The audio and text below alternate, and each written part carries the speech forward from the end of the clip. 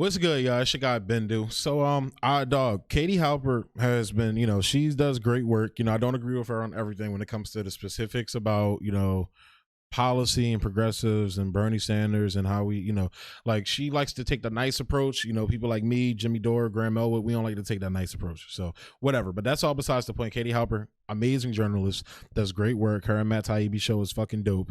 But on her show, she recently had Norman Finkelstein. I think that's how you say his name. Now, you guys probably remember. I want to play the clip you probably know him famous for later on, but you probably know him from a lot of his debates he's had with people, like literally in the heat of the moments, not planned, like people yelling at him while he's giving speeches and shit. And so you probably know him from criticizing Israel and defending the Palestinians and everything. Now, from what I hear, he's anti-BDS, which I don't agree with. But if he talking like this against Israel, look, I'm not Palestinian, so I don't have a right to say, oh, well, I'll excuse. But look, this motherfucker, he explains perfectly to people that don't understand the situation what's going on.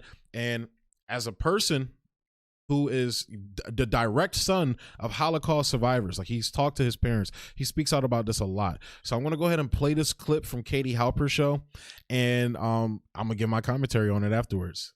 He about to say some fire shit in here, bro. Now bear in mind, and I hope your listeners will bear in mind, this is multiple crimes against humanity piled on each other. The eviction of these Palestinians from their home in 1947 to 49, crime against humanity.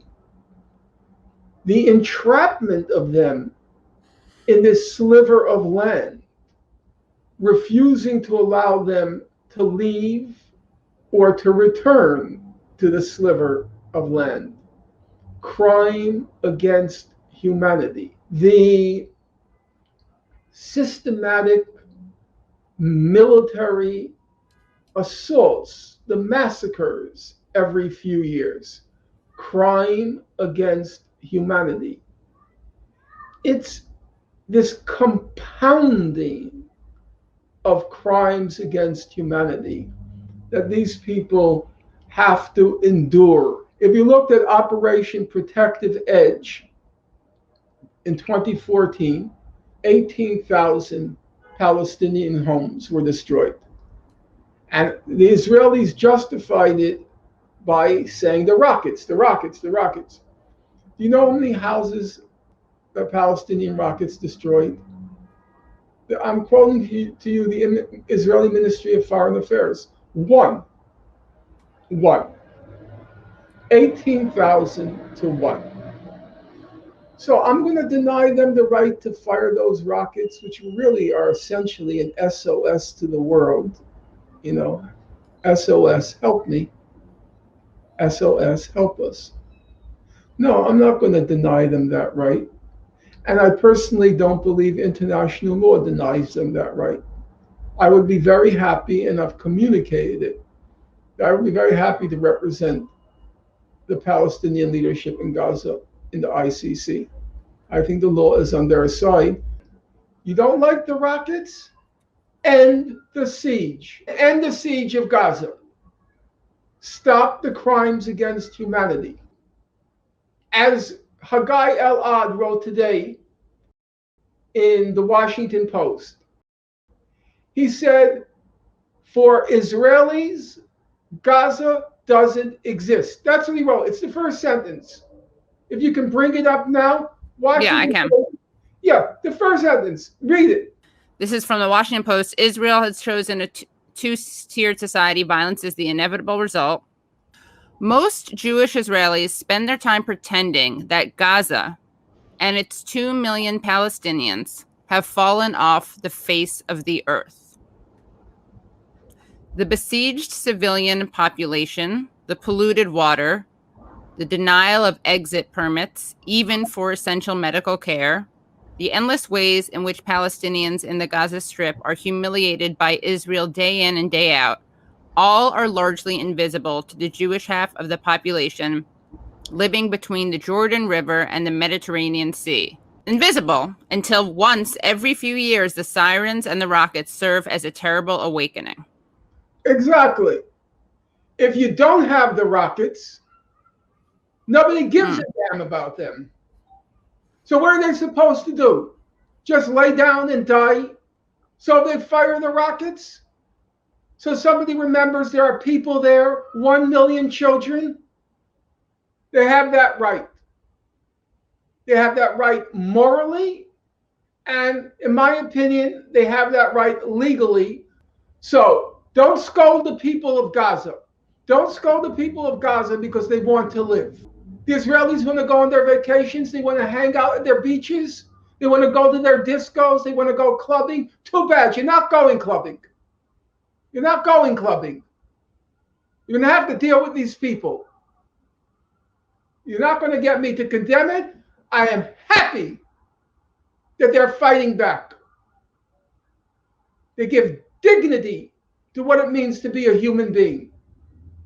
They give dignity to what it means to be a human being. We Jews are supposed to take pride in the Warsaw Ghetto Uprising because unlike all the other Jews, we're told, all the other Jews were like sheep to slaughter.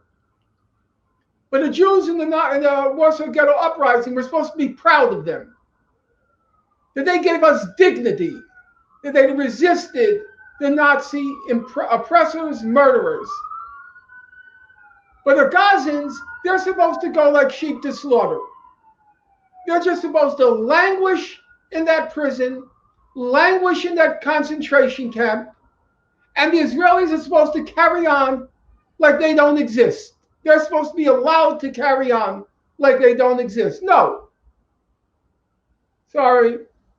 If the Jews have the right to resist, they have the right to resist. So, what's my answer to the rockets? Stop torturing them. Stop torturing them. So as you see there, he breaks down the crimes against humanity that Israel does. We know what they do over there. But the more important part that he gets to, and again, that how powerful this is coming from the direct son of 2 Holocaust survivors, I think both of them went to Auschwitz, and he said his father was in the death marches as well. So, and they were both in the Warsaw Ghetto Uprising. And he basically you want the rockets to stop, end the siege, stop torturing these people. The people like Tom Cotton that keeps talking about Hamas. This is his response. Listen to this motherfucker. Listen to him. I don't mean to call him, disparaging a motherfucker, but yeah, listen to him. Everything he's saying here is facts, bro. There's nothing he's saying that's false here. It's all facts. No telephone, B. Literally, he's like, you want to go to your disco? You want to go out club? No, you can't go. Sorry. No, you can't. And this is resistance. Nobody, literally, you will look like a fucking idiot. Tom Cotton will look like a fucking idiot. Whoever stands up and defends Israel now, Ted Cruz, fucking Meghan McCain, you would look like an idiot. This is literally what you're saying. You would look like a dumbass if you were in during World War II, and you were telling the occupied French not to resist the Nazis the way they were. They were having women sleeping with the Nazis and everything. The resistance, they would go to bed with the Nazis. I don't know if they did anything or not, but they would literally slit the men's throats. You had the resistance attacking Nazi, bases, facilities, weapons, all that shit. This is what they're doing. These people are occupied by Israel. These motherfuckers came in and stole their fucking land, and then continues to brutalize them and basically keep them in an open air prison. So it's no, you don't get to live. You don't get to pretend like we're not here. Fuck you. You're going to acknowledge this shit. You're going to give us what we want. Now, people talk about the extremist elements and Hamas and everything. And as I covered in my Tom Cotton video, what people don't talk about is how just the point that to play their little dumbass semantics game, nobody talks about how they literally the Israeli government bankrolled Hamas, this extremist element. What they call an extremist element. I don't think it's extreme to resist somebody occupying your land in a brutal way, brutalizing your mothers, your daughters, your sons, your brothers, whatever it is. I don't think that's, extremism. If somebody punches you in the face, you have the you have the right to punch those motherfuckers right back in their mouth. So it's And I think I don't think we should be using the word extremist, but even though they might have views I don't necessarily agree with, but they're occupied people. They're fighting back in the only way they can. You say they can't do BDS, they do peaceful marches and shit like that. They slaughter people, snipe journalists, nurses, all this shit. Fuck you, dog. But what was the point I was saying? You don't get to just pretend like these people are not here. Literally, you cannot do that. So So I agree, Norman Finkelstein, everything he's saying here is facts, like I said. And here's that clip I was telling you about earlier when he got into an argument with a Zionist chick at some speech he was giving wherever. I don't know where it was, but the crowd was full of Jewish people. Now, a lot of people they like to cancel him. I even heard he lost tenure at a college or something like that. He also was on Jimmy Dore's show a while back. That's where I first saw him. I didn't know who he was, though, but he was talking about this situation with Jimmy Dore. Jimmy Dore has covered Palestine, thoroughly throughout his library. Just check his back catalog. So, covered it correctly as well. But yeah, so lost his tenure, like he gets canceled. Talking about cancel culture, you never hear fucking Crowder and Shapiro and all these free speech people talking about free speech when it comes to people like Norman Finkelstein or fucking Abby Martin, how they literally tried to force Abby Martin to sign a fucking a loyalty of oath to not criticize Israel. This is in America. They have this shit in America. Yes. So here's that clip. Go ahead. Hi. During your speech, you made a lot of references to Jewish people as well as certain people in your audience, not Jewish people in general, but certain people, especially in your audience, to Nazis. Now, that is extremely offensive when certain people are German. And they're also extremely offensive to people who've actually suffered under Nazi rule. I don't respect that anymore. I really don't. I don't like and I don't respect the crocodile tears to the crocodile tears. No, I'm so, folks. Allow me to finish and allow me to finish. Listen, sir. Allow me to finish. Allow me to finish. Sir. I don't like to play before an audience the Holocaust card. But since now I feel compelled to. My late father was in Auschwitz. My late mother, please shut up.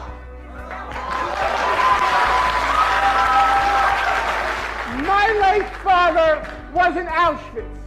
My late mother was in Majdanek concentration camp.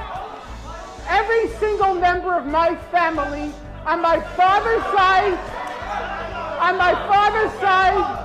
the Jews did not take arms against the Germans. My late father was in Auschwitz concentration camp. My late mother was in Majdanek concentration camp. Every single member of my family on both sides was exterminated. Both of my parents were in the Warsaw Ghetto Uprising. And it's precisely and exactly because of the lessons my parents taught me and my two siblings that I will not be silent when Israel commits its crimes against the Palestinians. And I consider nothing more despicable than to use their suffering and their martyrdom to try to justify the torture, the brutalization, the demolition of homes that Israel daily commits against the Palestinians. So I refuse any longer to be intimidated or browbeaten by the tears. If you had any heart in you, you would be crying for the Palestinians, not for what's being done.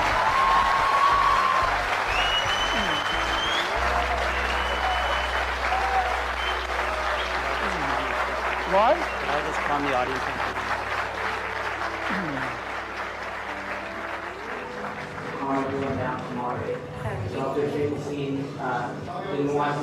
I've never been in a crowd like this. They're nuts.